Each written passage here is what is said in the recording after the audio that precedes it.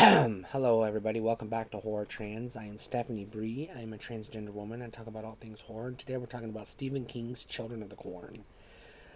So, I have tasked myself with the impossible, I know, task, I should say, of watching the entire Children of the Corn franchise so I can review them fairly. So, this will be the first review in a long series of reviews, but I'm not going to sit here and suffer through them all back to back like I did with Halloween because I can't stand that I did that with I was burned out by the end of it. So I'm just going to review them one at a time, starting with the original. So a few notable things about this movie. It has a pretty flimsy story, I'll admit, but it has an interesting hook. And the hook is you have kids, not teenagers, not preteens, kids, little kids, 6, 7, 8, 9 year olds, who kill the adults in the town because their cult leader tells them to. And their cult leader is like an 11-year-old boy named, fuck if I remember, Joshua or something stupid like that. Some generic hillbilly Christian name. So you have this couple, who you may recognize the woman, Linda Hamilton. She was the female. She was Sarah Connor, I'll say, in The Terminator and Terminator 2. That's all you're going to recognize her from. No, I'm going to say that's all you're going to recognize her from. I'm going to say that's all. She's in this movie. That's it. That's the highlight of this movie is she's in it. She was in Terminator and other stuff. So their car breaks down and they come across this cornfield in the middle of nowhere where kids are trying to escape the cult, and so they try to help the kids escape. And they get attacked by the kid cult, and they get, tortured, I'll say. And they escape the kid cult, and then they get captured again and taken out into the cornfield where they're going to be sacrificed to the thing.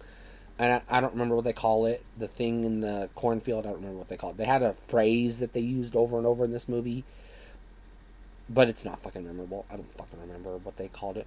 It's stupid as fuck. Very shitty special effects in this movie. Even the practical gore blood effects aren't that good. This is a low fucking budget movie, and I'm talking like not even good low budget movie. It's not scary at all. It's not even creepy or atmospheric or anything. I mean, it's a bunch of kids in a cornfield. I mean, what's scary about a cornfield? I grew up in Kansas and Nebraska. I went through corn mazes my whole goddamn life. My first job was literally working in a cornfield. There's literally nothing scary about a cornfield. There's nothing scary about a 7-year-old. 7-year-old with a knife, but literally, your arm is longer than his. You could put your hand on his head and keep him from cutting you.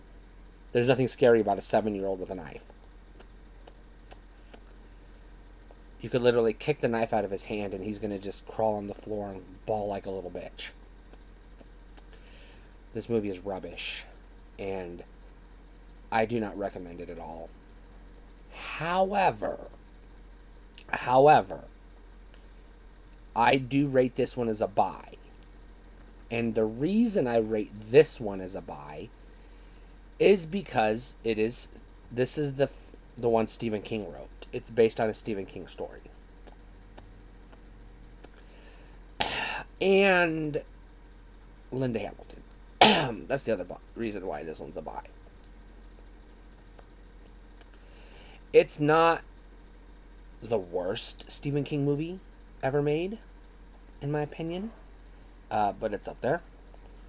But I still think this is one you should have in your collection. This is the one you should have in your collection. If you're going to have any Children of the Corn in your collection, it's this one.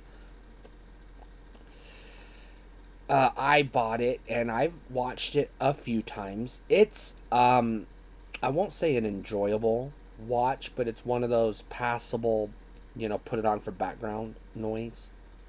It's at least good for that.